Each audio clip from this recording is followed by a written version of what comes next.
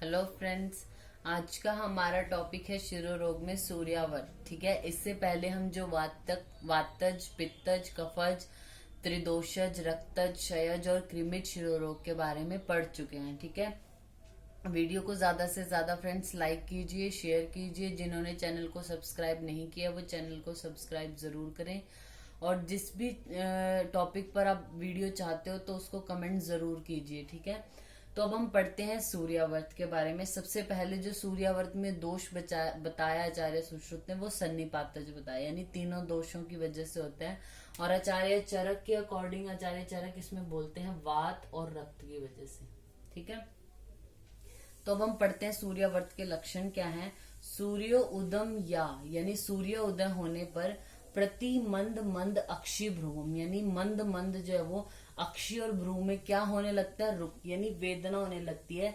समुपेति गाढ़म, जो क्या होती है, प्रगाढ़ हो जाती है। जैसे ही सूर्य मतलब मध्याह्न जो है यानी दोपहर का जो टाइम है उसमें वो बिल्कुल सीवियर हो जाता है। विवर्धे च अंशुमताम सहैव, अंशुमतम सूर्य के साथ साथ, जैसे सूर्य अभी जब सुबह होती है तो धीरे धीरे सूर्य निकलना स्टार्ट होता है, सूर्य की किरणें ज्यादा तेज होने लगती है दोपहर के टाइम तक, यानी विवर्धे च अंशुमतम। इसी तरीके से ये रोग भी क्या होता है, पेशेंट जैसे उठा सुबह सुबह उसको थोड़ी थोड़ी वेदना होगी सिर में, यानी हेडेक कम होगा। और जैसे जैसे सूर्य की रोशनी बढ़ती जाएगी यानी मध्याह्न के टाइम तक जो है वो बहुत ज्यादा सीवियर हेडेक हो जाता है। सूर्य अपवृतो विनिवर्तते च, जैसे जैसे सूर्य का प्रकाश कम होगा यानी शाम होने लगेगी, सूरज ढलने लगेगा, वैसे वैसे ही इसमें जो सिर प्रदेश है उसमें वेदना कम होती जाएगी। ठीक है, शीतेन शांति लभते कदाचित, यानी इसमें कभी कभी शीतल जो चीजें हैं उनसे शांति होती है।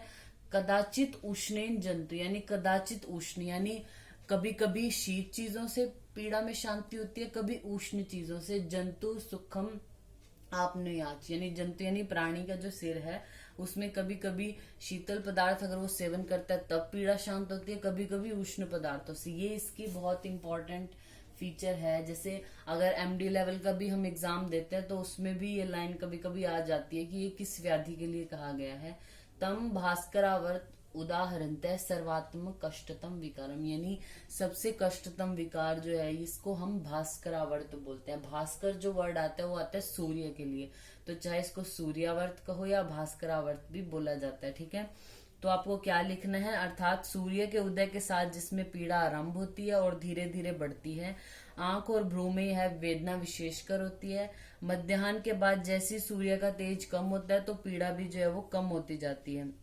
इस रोग में कभी शीतल उपचार से शांति प्राप्त होती है, कभी उष्ण जो वो उष्ण उपचार से पीड़ा में कमी होती है। यह त्रिदोषज अत्यंत कष्टदायक विकार जो भास्करावर्त है। ठीक है, अब आचार्य वाग्भट इसमें क्या बोलते हैं कि पित्त से युक्त हुई वायु, इसमें वो बोलते हैं पित्त युक्त वायु। पित्त से युक्त हुई वायु शंख प्रदेश में, नेत्र में, भ्रू में और ललाट में अत्यंत पीड़ा करती है, फड़कन को पैदा करती है। ये भी ऐसे ही बोलते हैं कि ये जो शूल है वो सूर्योदय के साथ आरंभ होता है, दोपहर तक बढ़ता है और भूख लगने पर पीड़ा बढ़ती है। अब जैसे ये याद रखने के लिए इनका इंपॉर्टेंट फीचर है कि भूख जैसी लगेगी ये वेदना बहुत ज्यादा बढ़ेगी, यानी दोपहर में हमें भूख लगी तो ये वेदना ज्यादा हो जाती है, और ठंडे और गर्म पदार्थों से ये नॉर्मल हो जाती है।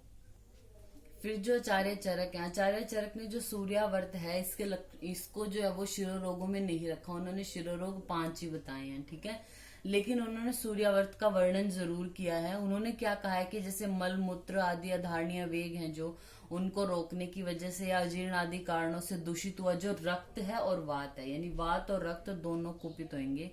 जो दूषित हुआ रक्त है वो तथा वायु मस्तिष्क को दूषित करते हैं। इस प्रकार दूषित हुई जो रक्त धातु है और प्रकुपित हुई वायु है उससे प्रभावित जो मस्तिष्क है उसमें जो मज्जा धातु है, जो सिर में मज्जा धातु स्थित होती है, वो सूर्य उदय के समय सूर्य की किरणों से पिघलने लगती है और धीरे धीरे बहने लगती है, बढ़ जाती है, लिक्विफाई हो जाती है जैसे जैसे सूर्य की किरणें बढ़ती है। इन्होंने शरीर जो सिर प्रदेश में जो स्थित मज्जा है उसका यहाँ पे एक इम्पोर्टेंट रोल बताया कि जैसे जैसे सूर्य का प्रकाश बढ़ेगा वो बहने लगेगी, और दिन के समय जो है वो जैसे जैसे मज्जा वृद्धि होगी तो सिर की वेदना भी धीरे धीरे बढ़ती जाती है। मध्याह्न के टाइम पे जैसे जैसे दिन का क्षय होगा तो मस्तिष्क में जो मज्जा है वो क्या होने लग जाएगी, गाढ़ी होने लग जाएगी, जैसे वो पहले थी। जैसे वो गाढ़ी होगी तो जो सिर की वेदना है वो स्वयं ही शांत हो जाती है। ये आचार्य चरक ने इंपॉर्टेंट बताया इसमें। फिर आती है इसकी चिकित्सा पे। तो आचार्य सुश्रुत के अकॉर्डिंग क्या चिकित्सा है, सूर्यावर्ते विधातव्या, यानी सूर्यावर्त में क्या विधि करनी चाहिए आपको, नस्य कर्मादि भैषजम, यानी नस्य कर्म करने को बोला है। ये भी अगर आप एमडी लेवल का एग्जाम देते हैं तो उसमें भी ये पूछा जाता है, जो नस्य है, नस्य कर्म है, ये किस शिरोरोग का मेन वो बोला गया, तो सूर्यावर्त का। भोजनम जांगलम प्राय, यानी भोजन क्या देना है, जांगल जो पशु पक्षी उनका मांस देना है। शीर अन्न विकृति, यानी शीर की विकृति मीन्स जो शीर से बने हुए पदार्थ हैं उनका प्रयोग कराना है। और विकृति घृतम, यानी शीर को में जो है वो मतलब अगर गर्म दूध होगा उसमें घृत डाल के भी हम पेशेंट को दे सकते हैं। ये आचार्य सुश्रुत के अकॉर्डिंग है, ठीक है। और उन्होंने शिरोवस्ती कराने को बोला है घृत तेल या वसा से, काय विरेचन कराने को बोला है, उपनहा कराने को बोला है, परिषेक करने को बोला है। आचार्य वाग्भट ने इसमें रक्तमोक्षण बताया है।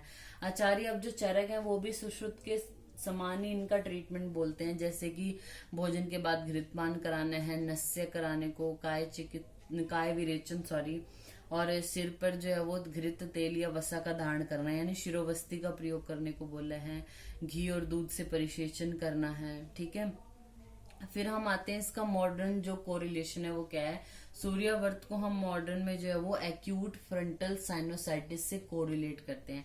एक्यूट फ्रंटल साइनोसाइटिस का भी मेन फीचर यही होता है। इसमें इसको भी एक हम नाम देते हैं, जैसे ऑफिस हेडेक या आफ्टरनून हेडेक जो होता है, जैसे इसमें भी जो पेन होगा, हेडेक होगा, वो दोपहर के टाइम पे ही ज्यादा होता है, ठीक है। तो इसको हम कोरिलेट करते हैं एक्यूट फ्रंटल साइनोसाइटिस से। तो ये हमारा टॉपिक हो गया सूर्यावर्त। Thank you.